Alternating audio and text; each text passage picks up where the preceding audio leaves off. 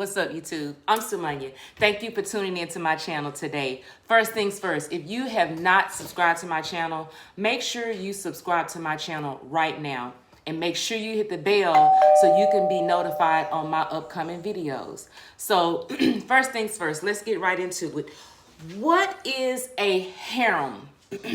So when I speak of a narcissist harem, it is a list of women that the narcissists have. It's either exes, new supply, potentials, or current supply.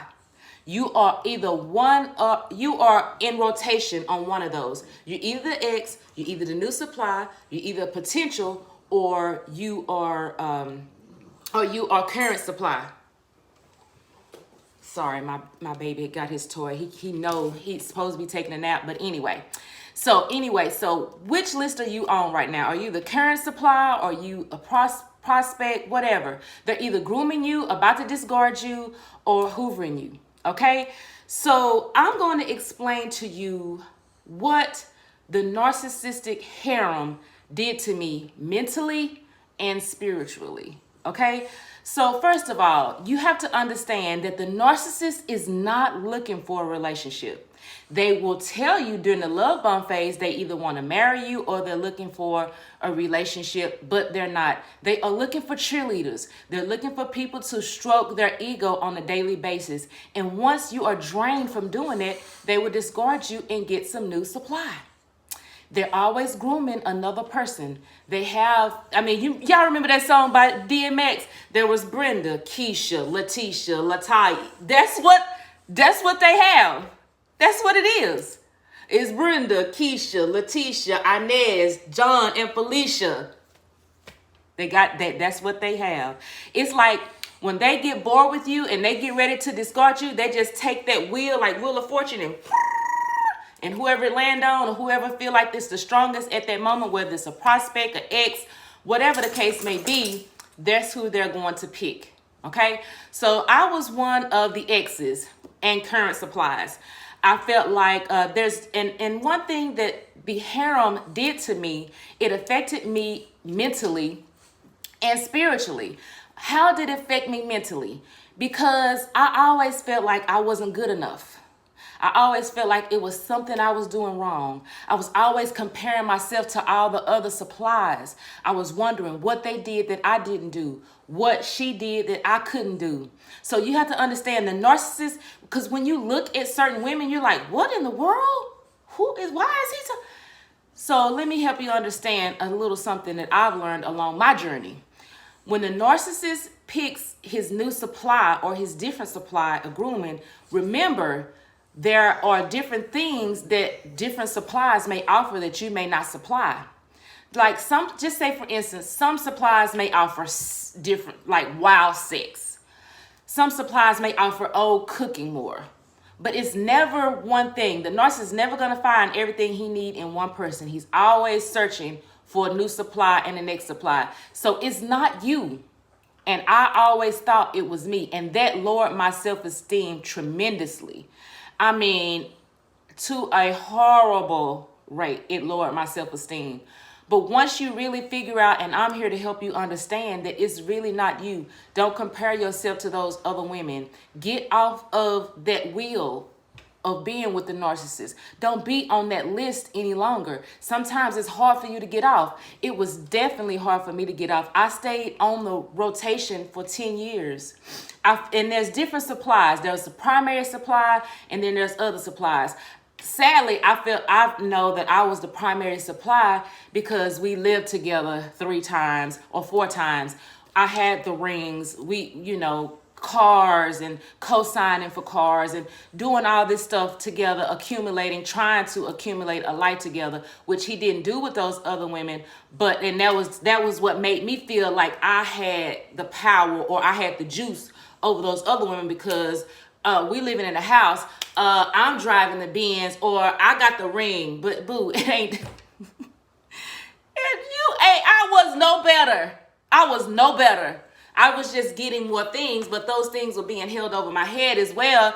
And at the end, you don't have it at the end of the day. You don't have the house, you don't have the rings, and that's what you're left with, just things and a empty heart. Okay, it left me so empty inside. And I'm a person that's really into energy, and I really got into energy. Being with the narcissist caused me to try to search for something. And I did find an energy healer on this journey. And I remember I would always go to her after we had broken up because I had so many blockages. My heart was blocked, my root was blocked, my sacral was blocked. And then she would clear them and I was good, And I remember in the past, and narcissists know when you start getting your energy back right. I'll never forget sometimes when we were broken up and I would go get an energy session, in the same day, he would contact me. Or even when we lived together and I would go have an energy session and he didn't know it, he would change. Because they want that good energy that you're supplying. Okay? So it was definitely more spiritual for me. It was definitely mental for me being on that harem, because I was constantly questioning myself, constantly looking at myself, constantly trying to fix myself and do the things that maybe they had been doing that I wasn't doing. But don't do that. Be yourself. Know who you are and don't compare yourself to anyone. Know that you are one of a kind. It really affected my spirit with all those blockages, because I couldn't understand why I was so blocked and hard when I would leave the narcissist. The narcissist got these lists of women: Brenda, Keisha, you, Inez, Felicia, and the ones that you don't even know about, because I still been finding out women that's on the harem list just recently. Emails, inbox, and I'm like, whoa, hey, I don't even know you. Like, why y'all coming at me, But it's like, whew, thank you for the information. It's just confirmation that you were just on the list like I was, So when you are having sex with a narcissist, now remember, they had other harems that they are having unprotected sex with as well. And they are exchanging energies. You become one with them, that you exchange DNAs with that person. Then they come back to you and have sex with you. And you're getting those women and whoever else DNA and getting their energy inside of you. Now just imagine, the narcissist is not clearing blockages. The narcissist is not getting energy healing. The narcissist is not doing this. And you're adapting all of these energies. Over 10 years, can you imagine all of the energies that I come in contact with that I had no clue of? And some I did have a clue of. That is damaging to your spirit. It is and then you wonder why. I was meditating, I was affirming, I was doing everything when I was single and away from the narcissist. Then as soon as I got with the narcissist, back with the narcissist, everything in me became empty again. Because you sleeping with Keisha. Keisha is a lesbian. You sleeping with Tasha. Tasha sleep with married men, or women, who knows? These women are doing different things and they're coming back to you and bringing that energy to you. It's messing up your soul. It's messing up your chakras. It's throwing all your chakras off if you're trying to work on yourself. So if you're trying to work on yourself spiritually and you're clearing blockages and chakras, and you're on the list of a harem with these narcissists, get your ass off the list. Get yourself off the wheel, because you don't know who Keisha, Tasha, Brenda, who she's sleeping with. She's sleeping with women. She's sleeping with married men. She's sleeping with whoever knows she's a thought. And then they coming back to you.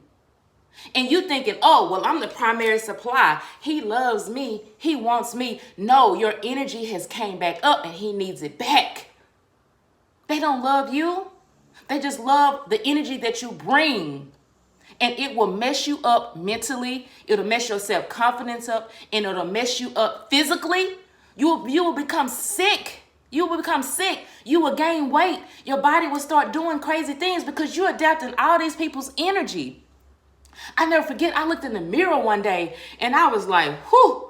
I didn't even recognize myself. My face had turned different.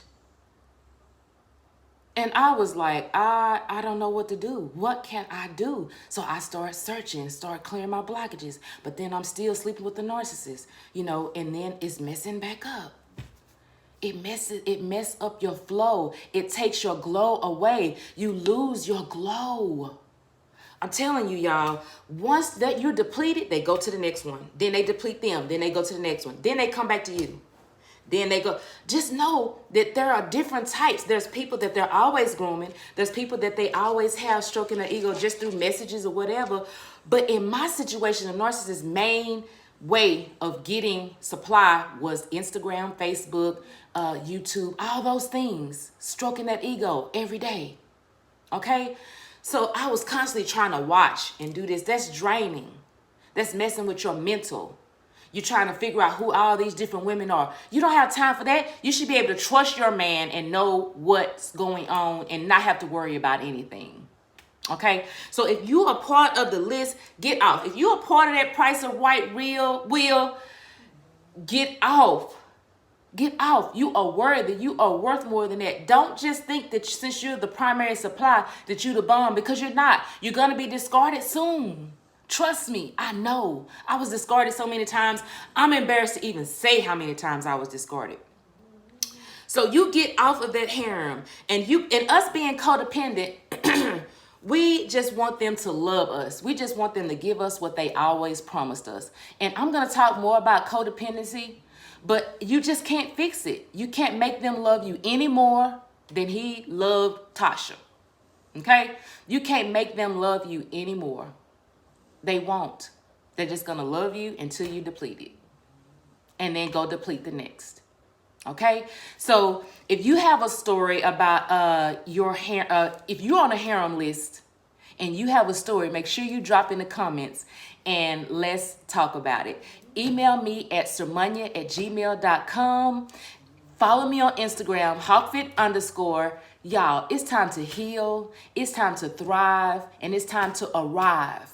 Get off that harem list and live your life. Have a great day. Peace.